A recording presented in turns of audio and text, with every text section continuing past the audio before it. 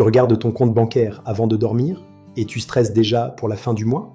Si chaque mois se ressemble avec un découvert qui revient encore et encore, cette vidéo est probablement l'une des plus importantes que tu vas regarder. Parce qu'aujourd'hui, on va voir ensemble comment arrêter de vivre à découvert, même si tu as l'impression que ton salaire ne suffit plus. Et surtout, je vais te montrer pourquoi le découvert n'est pas une fatalité. Première chose à comprendre, le découvert n'arrive presque jamais d'un seul coup. Au début, il y a une petite dépense imprévue, ensuite un crédit, puis un deuxième. Les factures augmentent, les prélèvements s'accumulent, et petit à petit, ton budget n'a plus assez d'air pour respirer. Beaucoup de personnes pensent que leur problème vient uniquement du manque d'argent. Mais en réalité, le vrai problème, c'est souvent un déséquilibre entre les revenus et les mensualités fixes. Quand une trop grosse partie du salaire part immédiatement dans les crédits, les charges et les abonnements, il ne reste plus assez pour vivre normalement. Et là, le découvert devient une habitude. Le problème, c'est que cette habitude coûte extrêmement cher. Frais bancaires, agio, rejet de prélèvements, stress permanent et parfois même de nouveaux crédits pour essayer de compenser. Alors comment arrêter ce cercle vicieux? Première étape, arrêter de subir son budget. Beaucoup de gens évitent de regarder leur compte parce que ça les angoisse. Mais tant que tu ne regardes pas clairement où part ton argent, tu ne peux pas reprendre le contrôle. Il faut lister toutes les dépenses fixes. Assurance, abonnement, téléphone, énergie, voiture, et voir ce qui pèse réellement sur le budget.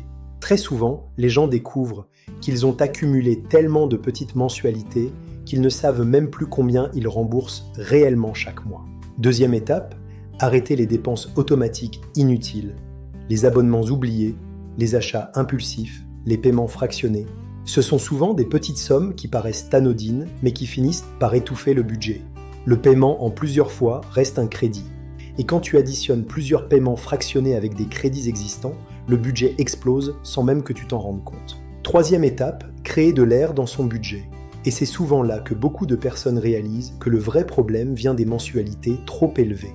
Quand tu dois rembourser plusieurs crédits en même temps, tu peux avoir un salaire correct, mais ne plus réussir à respirer financièrement. C'est là que le rachat de crédit intervient.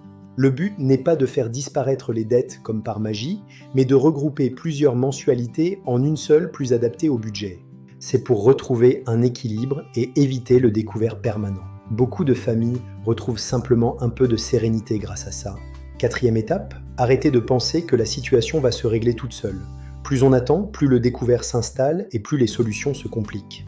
Quand on commence à décaler des paiements, il faut agir rapidement. Et surtout, il ne faut pas avoir honte. Énormément de Français vivent cela. Ce n'est pas un problème d'intelligence. C'est souvent juste un budget qui ne suit plus. La bonne nouvelle, c'est qu'il existe des solutions. Chez mamansualite.fr, nous aidons chaque jour des personnes qui veulent réduire leur mensualité et arrêter de vivre dans le stress bancaire permanent. Si tu veux savoir si un rachat de crédit peut améliorer ta situation, tu peux faire une simulation gratuite directement via le lien en description. Dis-moi en commentaire, depuis combien de temps tu vis à découvert? Et pense à t'abonner pour reprendre le contrôle de ton argent. À bientôt.